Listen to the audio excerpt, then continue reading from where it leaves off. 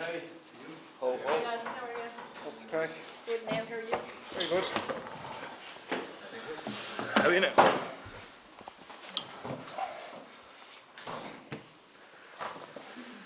Okay, live content, we'll get underway. We'll jump in there. Cian, I suppose, first question, what position are you going to play this week? Jesus, I You don't gonna know. get tight head go? I'll just take any position I'm given. Just happy to be involved. I saw you speaking after the game, but Tadhg, I might just ask you, as another front row player, you can obviously appreciate the shift that Cian would have had to put in the second half yesterday, switching across to Hooker. Can you talk us through almost even the technical things of differences between what Cian would have been doing or what you would be doing at tight head if you ever had to go in? Cian's probably the best place to answer because he's covered all three at this stage. I think Hooker and tight head are not relatively simple or similar, but more similar to from a loose head to tight head in terms of chest position, head position, and etc. The way you kind of balance weight on both shoulders.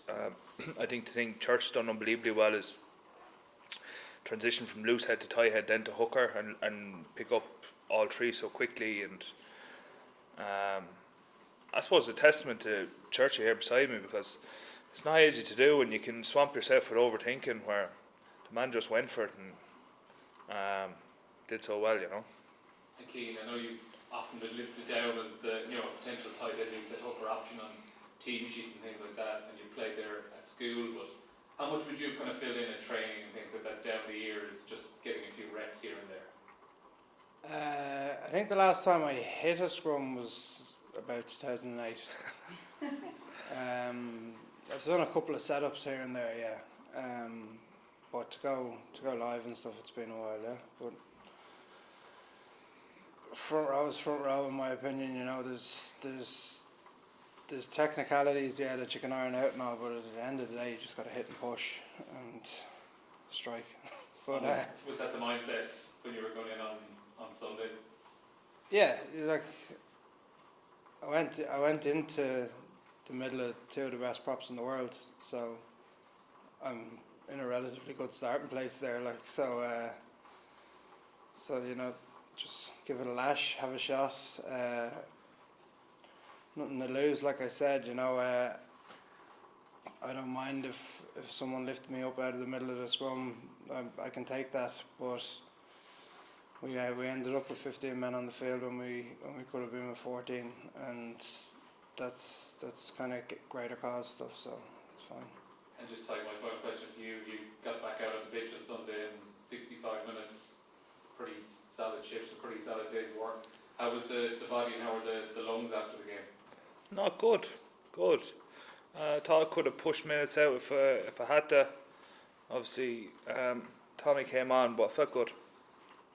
Sorry, can I just ask you about the occasion on Saturday more than just the match? Paddy's weekend, Ireland Grand Slam on the line against England. You played some big games, but this must be the biggest game of your career, is it? Well, I played a Grand Slam game in 2018 as well. At home in Dublin. Yeah, look, it's massive, and I think the occasion obviously adds to it from a player's perspective, or the dressing room. There's a bounce about it. It's all carrot, no stick for us, if that makes sense. But I suppose it's on us to play the game, not the occasion at the same time, and I think that's probably at the forefront of our mind. And Cian, what about England getting such a hammer at the weekend? Is that something you could have done without? Done without, I don't know. You expect a bounce back. England rugby is very strong historically. In our area, they're a very strong pack. We're not going to look at that game and go, "Oh, that's going to happen for us." That would be silly of us. We'll treat them with the historical respect we treat that pack with, because they're bloody dangerous and they've got very good players and they've got top end weight in the pack. So we'll review this all properly, and you don't just look at a team's last game when you're prepping for it. You look at their season, you look at their players in their club games. You go through everything. So there's a lot to pick apart, and we'll do that. But at the same time, there's going to be a lot of focus on ourselves and where we can draw more from ourselves in particular areas of the game. Lads, you both played in 2018, so you played in Grand Slam finals before. How do you prepare this week? Is it, do you treat it as another game, or do you embrace it and say, no, this is a massive game and we're going to enjoy the build up to it and the excitement and everything that comes with it? Little bit of both. Little bit of both, and I suppose, look, it's all on the line, and look, if you're not excited about playing this weekend, like why you playing the sport, or what you doing, we slog away and work so hard at all year, you know what I mean? And I think the group is very excited, and everyone's different within that. Like, some people love going out there and showing how good they are. There's other people that maybe find themselves to get small on that attention and our pressure, and I think we have a very good balance in the squad where we can talk about that to get the most out of each other. So it's about enjoying the week, enjoying the build up, but also doing the work. How much confidence do you derive from all the adversity that happened, losing players and decisions might have gone your way, and still coming through and winning well against Scotland? That's the game, though, isn't it? It's the game. Yeah, it happened. Great if it didn't happen, but you learn about yourself, and something we've talked about now for years, really, to be honest with you. You can't really plan for it; it just happens, and you just got to deal and get on. What did you learn yourself about yourself? When Everything goes against you and you still perform, what do you learn about your team? just keep pushing hard. No, just the lads are calm. You know what I mean? How do we get through this? Yeah, this is the plan. Okay, don't blink an eye, and just trust. Just trust in the lads.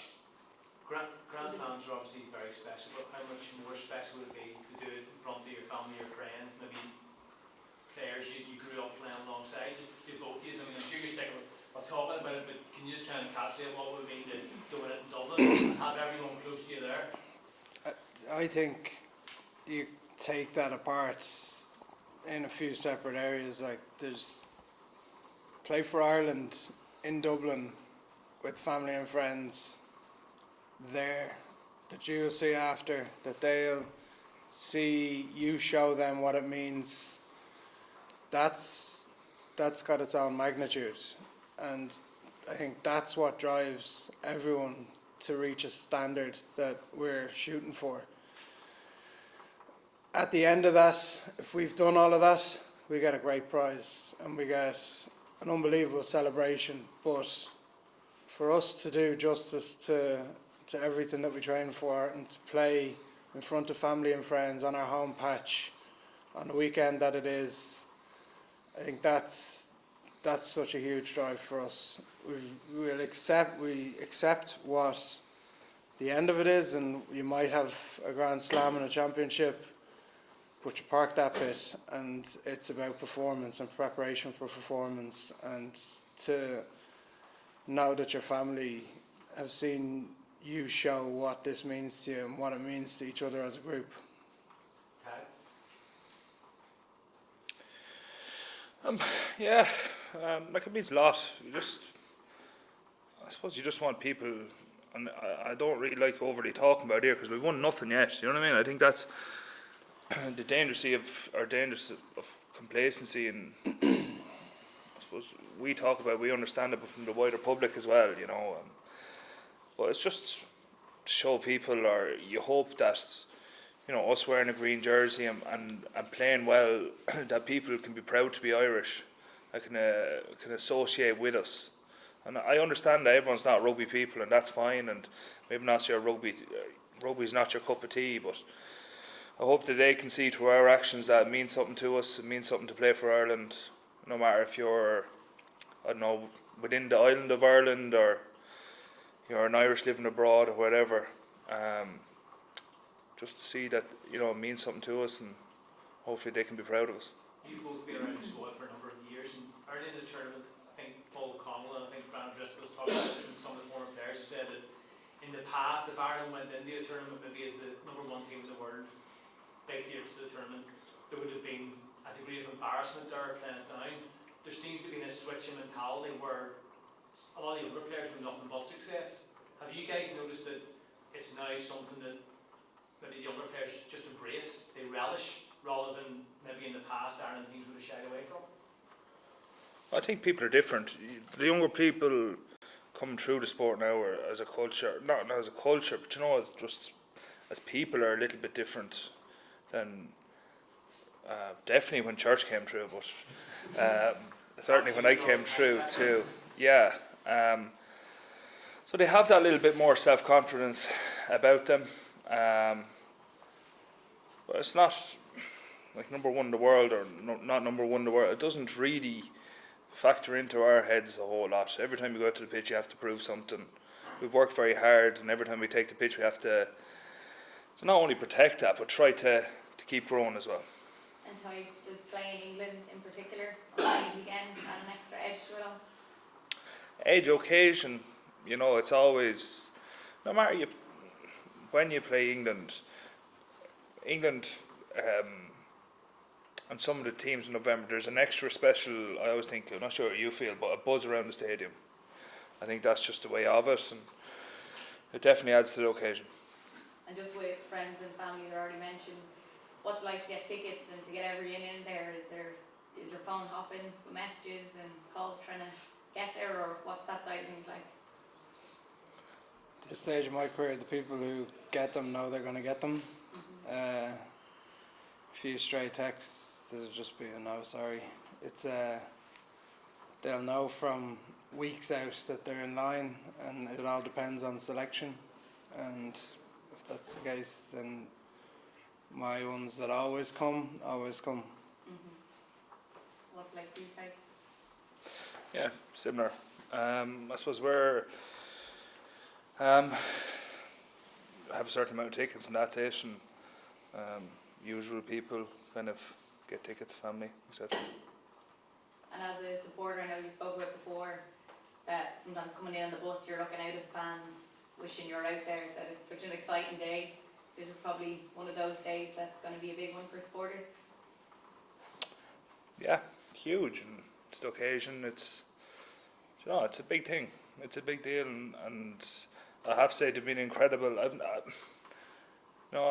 There's a real, what I feel is a marked difference in the supporters. Edinburgh the weekend was unbelievable.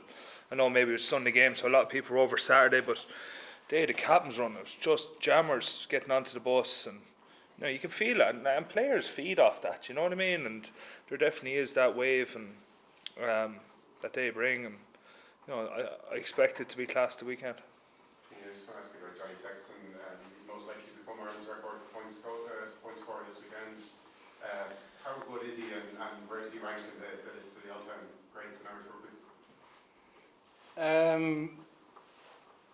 He's himself, isn't he? Like Johnny has his own standards, and all of us strive to get to those standards, and we get it absolutely torn into when we don't, but we try. Johnny's standard is so high, and it has been for so long, that it just drives something special in him. And he deserves all the accolades he gets, because he's a fierce competitor, an unbelievable professional. His whole life revolves around rugby. His family support him incredibly well to be the player and person he is. But I think he's very aware that team success is the most important thing, and that's the most important thing to him. He could take the points tally, and someone down the line will take it off him. But if he takes a victory the weekend, no one will ever take it off him, and it's something that belongs to him in a special group. That's the sort of thing that's going to drive Johnny, and he lives for that successful feeling after a game. The Johnny you see after a game is the most enjoyable Johnny to be around. It's a different person. It's class. So if anything's going to make me play better, it's to get to meet that Johnny for a while. Okay, guys, we'll leave it there. Thank you. Ta very much.